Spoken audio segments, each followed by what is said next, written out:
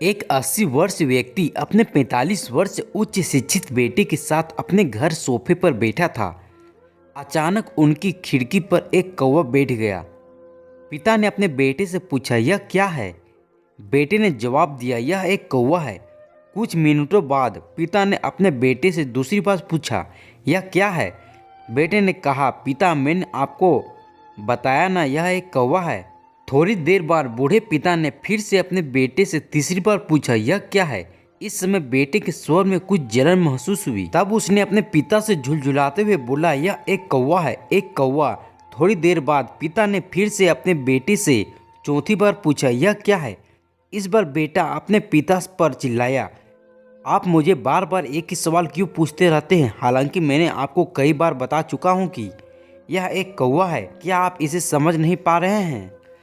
थोड़ी देर बाद पिता अपने कमरे में गए और एक पुरानी डायरी लेकर वापस आए, जिसे उन्होंने अपने बेटे के जन्म के बाद में बनाए रखा था। एक पेज खोलने पर उन्होंने अपने बेटे को उस पेज को पढ़ने के लिए कहा।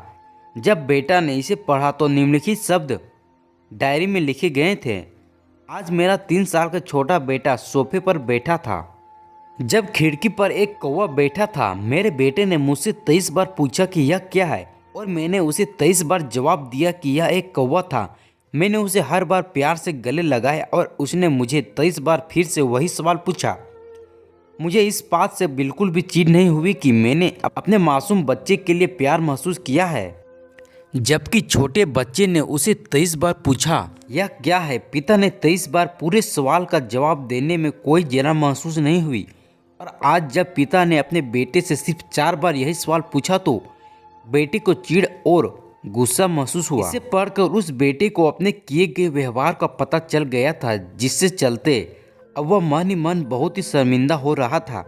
शायद उसे अब किए गए अपने बूढ़े पिता के प्रति व्यवहार पता चल गया था। इसलिए यदि आपके माता पिता जब बुढ़ापे में होते हैं, उन्हें ना तो पीछे छोड़े, ना ही उन्हें एक बोझ के रूप में देखें, बल्कि उनके साथ एक दयालु शब्द बोले, शांत, आज्ञाकारी, विनम्र और उनके प्रति दयालु बने। अपने माता पिता के प्रति विचारशील रहे। आज इस बात को कहें, मैं अपने माता पिता को हमेशा खुश देखना चाहता हूँ। जब से मैं छोटा बच्चा था, उन्होंने मेरी देखभाल की। उन्होंने हमेशा मुझे पर अपने निस्वार्थ प्रेम की वर्षा की है। उन्होंने आज समाज में मुझे एक व्यक्ति के रूप में प्रस्तुत करने के लिए तूफान और गर्मी को देखे बिना सभी पहाड़ों और घाटियों को पार किया। भगवान से प्रार्थना करें, मैं अपने बूढ़े माता पिता के सर्वोत्तम तरीके से सेवा करूंगा। मैं अपने प्यारे माता पिता को सभी अच्छे और दयालु शब्द कहूंगा, चाहे वो कैसे भी व्यवहार करें।